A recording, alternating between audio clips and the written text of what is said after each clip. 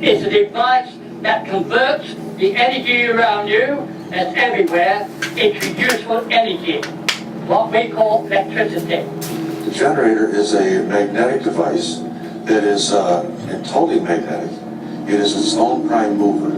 It will self-start and continue to run, and as far as we know, we can say never stop. And we have something here that needs to be investigated, and really that's my role. I am a technical investigator of ESCG. The difference is I'm not willing to sit and just make an opinion. I'm going to make it happen.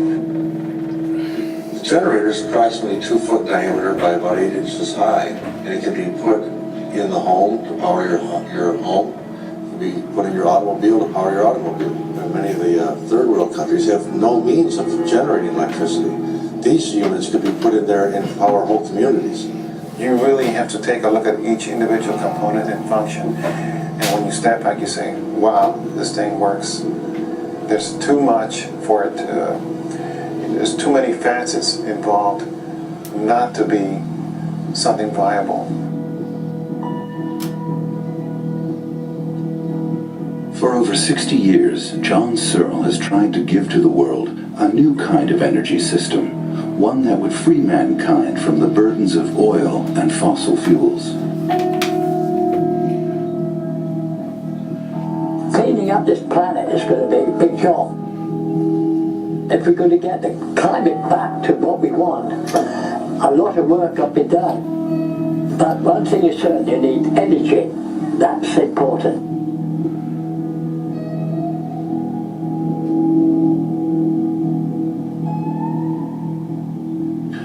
So relatively speaking, it is positive here, negative out here. Air is ionized, current draws in the back of the center, and you have completed the circuit.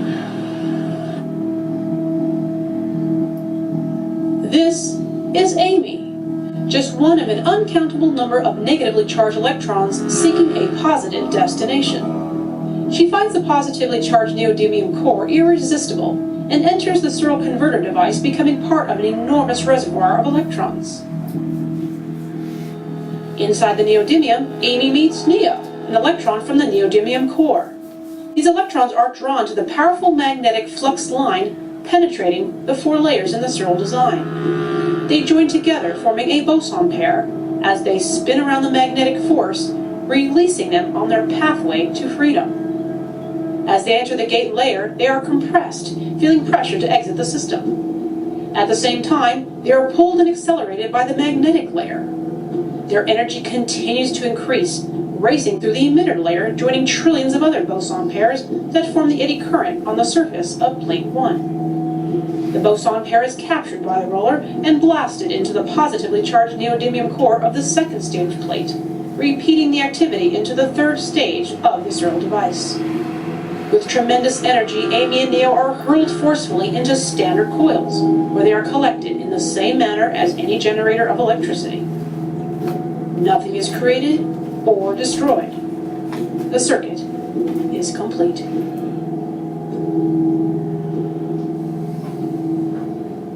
As the rollers move, they provoke electrons to migrate through the 4 layers of the plate. From the neodymium core, through the gate layer, the magnetic layer, and the emitter or copper layer. This activity repeats through the rollers and the plates. Unlike conventional generators, the electrons will be moving at extremely high velocity. Conventional currents are slow currents, and they build up heat.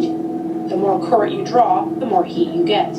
This system is the opposite. The more current you draw, the colder it gets, for this reason. At the quantum level, the electrons are riding the magnetic field, not hitting the lattice of the atoms. The electrons find their path between atoms undisturbed, so they accelerate to higher and higher speeds.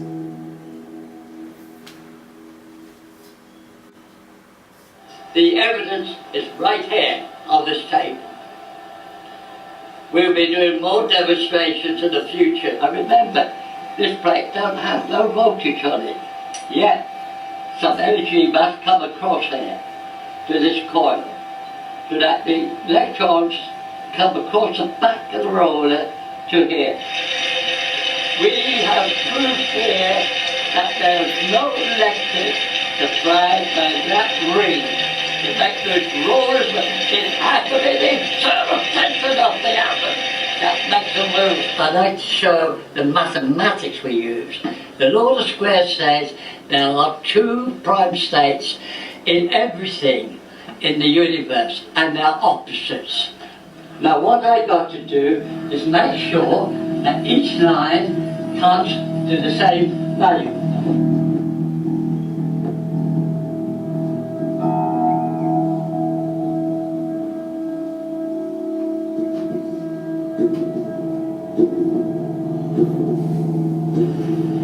Now you can do it. Simple, isn't it? Yeah.